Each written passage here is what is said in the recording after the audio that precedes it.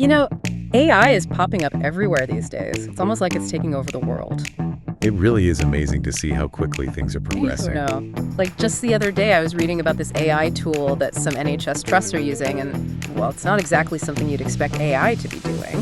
What is it? Discharge summaries. Discharge summaries. Yeah. Really? Yeah. Apparently, they've got this AI that actually helps doctors write them. Wow. That's pretty wild. I know, right? So, for today's deep dive, we're going to try to break down exactly what this AI-assisted discharge summary thing is and what it means for patients and doctors in the NHS. And of course, because it's 2024, we have to talk about the data privacy implications as well. Exactly. Because where there's data, there are always questions about privacy, especially in healthcare. But before we get ahead of ourselves, let's start with the basics. For those of us who haven't been hospitalized recently, could you give us a quick refresher on what a discharge summary actually is and why it's so important? Sure. Imagine you just had a hospital stay, maybe for a surgery or something. You're probably eager to get back home and get back to your normal life. Right. Hopefully feeling much better than when you went in. Exactly. But before you head out the door, the hospital gives you this document, and that's your discharge summary. It's basically a summary of everything that happened during your hospital stay, what treatments you had, any medications you were prescribed, test results, that kind of thing. Okay, so it's like a record of everything that went down while you were there. Yeah, exactly. And it's a really important document for both you and your GP because it helps ensure a smooth transition back home and helps everyone stay on the same page about your care. Got it. It's like the bridge between the hospital and going back to your regular life. So how does this AI tool fit into all of this? Well, instead of doctors having to manually compile these summaries from scratch, they can now use the AI-assisted DSUM. The AI pulls information from something called the NHS Federated Data Platform, which is where a lot of your health information is stored. Ah, yes, the Federated Data Platform. I think we might have touched on that briefly in a previous episode, but it's been a while. Can you give us a quick rundown of what that is again?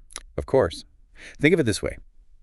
Imagine trying to piece together a giant puzzle, where each piece represents a bit of your health information. Your medical history from your GP, test results from a specialist, prescriptions from the pharmacy. Okay, I'm starting to see where you're going with this. Right. All these pieces are scattered across different parts of the NHS. So what a federated data platform does is it brings all of these puzzle pieces together in a secure way so that authorized people, like your doctors, can get a more complete picture of your health. So it's like a central hub for all your health information. That sounds incredibly useful, but also kind of, well, a little bit Big Brother-ish, isn't it? It's definitely a lot of data in one place, which is why data security and privacy are so important and a big part of what we'll be unpacking today. But for now, let's get back to the AI-assisted DSUM and how it uses this data. So imagine you've just had, say, a routine surgery and everything's gone well. Okay, I can picture it. Recovering nicely, feeling good about going home. Right. So instead of the doctor having to spend a lot of time putting together your discharge summary, they could use this AI tool. The AI analyzes all your data from the federated platform, your medical history, your current medications, your test results, even the notes from your hospital stay. And then it basically generates a draft discharge summary, pulling all the relevant information together. Oh, wow. So it's like having a super efficient assistant. Exactly. That must save doctors so much time.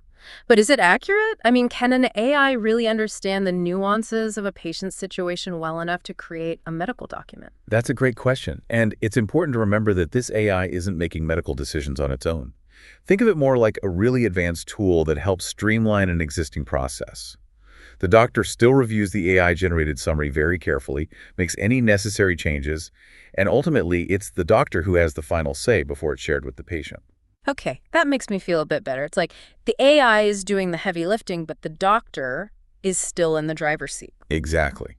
It's all about making the process smoother and more efficient for everyone involved. But of course, there's always another side to the coin, right? Right, because I'm sure some people listening to this are probably thinking, hold on a minute, what about my data in all of this? And that's a perfectly reasonable concern. It's like, it sounds amazing in theory, but is there a trade-off when it comes to privacy? And that's what we're going to dig into next. So let's talk data privacy, because whenever you're dealing with health information, that's got to be a top priority. Absolutely. And especially when you're talking about using that information in new and innovative ways, like with this AI tool, there are always going to be questions about how that data is being protected and who has access to it. Right. And that's where things can get a little bit murky, even for someone like me who tries to keep up with all the latest tech developments. So let's dive into the legal side of things for a bit. We know from the privacy notice that using this AI tool for discharge summaries falls under UK GDPR, but to be honest, sometimes that feels more like a buzzword than something I actually understand. I hear you. Legal jargon can definitely be its own language sometimes. Seriously. Yeah. So in plain English, what does it actually mean for this specific case? Okay, so the privacy notice actually mentions two justifications under UK GDPR for processing patient data in this way. Okay, and those are Public task and healthcare. public task and healthcare. Okay, see, even those sound a little bit like, legal-ish. Right. So public task essentially means that it's considered essential for the NHS to process this data in order to fulfill its duties, which, obviously includes providing healthcare. Okay, so it's like the NHS needs to use data to do its job, and that includes things like using AI to make discharge summaries more efficient. Makes sense. Right. It's all about them being able to perform their public task effectively. And then you have healthcare. So is that just a different way of saying the same thing? It's related, but it's a little more specific. Healthcare refers to any data processing that's necessary for things like, diagnosis, treatment, and this is an important one, managing health systems. So think of it as encompassing all the different ways that data is used to basically keep the wheels turning, so to speak. So it's not just about your direct care, but also about the bigger picture of how the NHS uses data to, like you said, keep things running smoothly.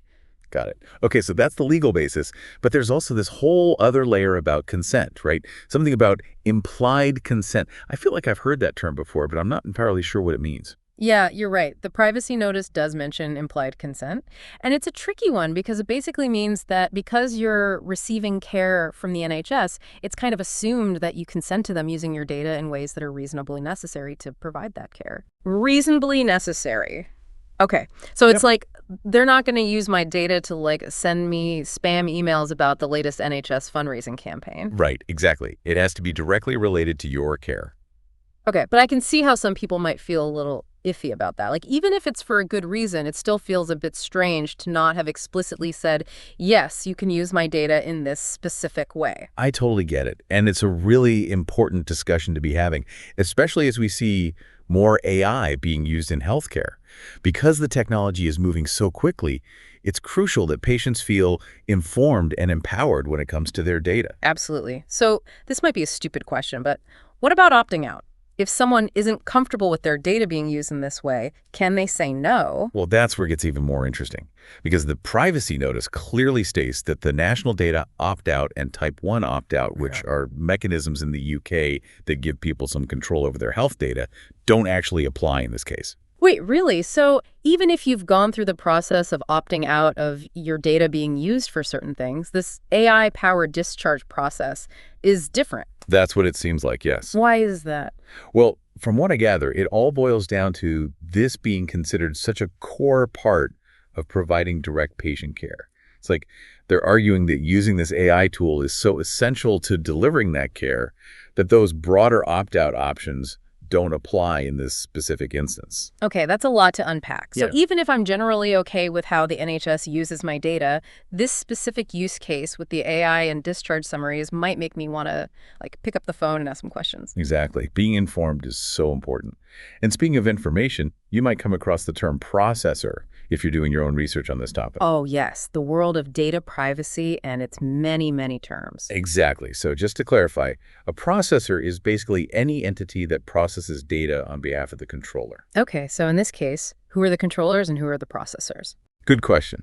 In this case, the NHS trusts that are actually using the AI-assisted DSUM, they're the controllers. They're the ones who are ultimately responsible for the data, and they set the rules for how it can be used. So they're like the directors of the data play, and the processors are the actors following their instructions. Exactly. And in this case, the processor is Palantir Technologies UK Ltd. They're the ones behind the federated data platform.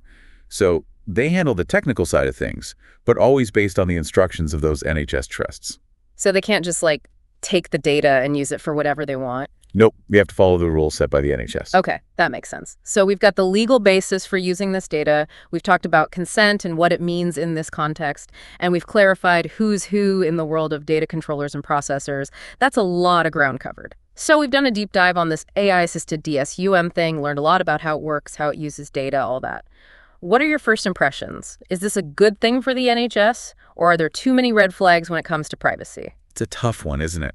Because on the one hand, you can see the potential benefits, right? Like, if this tool actually frees up doctors' time, gives them more time to actually spend with patients, that's got to be a good thing. Absolutely. I mean, I think we've all had those doctor's appointments where you feel like they're half listening, typing away on their computer the whole time. Exactly. And it's not their fault. They've got so much paperwork and admin stuff to get through. Yeah.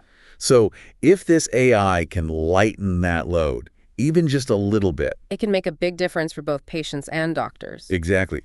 But, and this is a big but, we can't just ignore the privacy concerns, that whole implied consent thing, especially when those opt-out options don't apply. That's something that needs a lot more scrutiny, a lot more public discussion. Yeah, you can't just brush those concerns under the rug. I think this highlights something really important, which is that even if we generally trust the NHS with our data, and I think most of us do, we still need to stay informed about how new technologies might be changing things, especially as AI becomes more and more common in healthcare. Absolutely. This is just the tip of the iceberg, really. Yeah. AI is only going to become more integrated into healthcare systems all over the world. Exactly. So what can people do if they're listening to this and thinking, okay, this is all a bit much. What are my rights here? Well, first of all, don't panic. Under UK GDPR, you have rights. You have the right to know how your data is being used, the right to access your data, to correct anything that's wrong. Right. You even have the right to object to certain ways your data is being used. So don't be afraid to ask questions. Exactly. Knowledge is power. And if you work in healthcare or data privacy, this is something you should be talking about, debating, figuring out how to strike that balance between, like you said, the potential benefits of this technology and making sure that people's privacy is protected. It's all about finding that balance. Well said. Okay, so let's do a quick recap of what we've learned today. We've got this AI-assisted DSUM, which basically uses patient data to create discharge summaries with the goal of making the whole discharge process smoother and more efficient. And hopefully freeing up doctors to spend more time with their patients. Right. But then on the flip side, we've got these data privacy questions, especially around consent and whether patients really have enough control over how their data is being used in this context. It's complicated. It really is. But these are the conversations we need to be having right now because AI is here to stay, and as it becomes a bigger part of healthcare, well, we've got some big decisions to make. We do, about how we use this technology responsibly and ethically. Exactly. Thanks for joining us for this deep dive into the world of AI, healthcare, and data privacy. It's a lot to think about, but hopefully we've given you some food for thought. Until next time.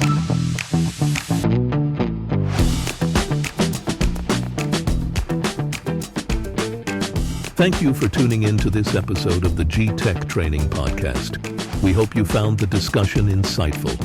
Don't forget, you can catch all of our episodes right here on this channel. If you enjoyed this content, be sure to like, subscribe, and hit the notification bell so you never miss an update. Until next time, this is G-Tech Training, empowering you with knowledge for the future.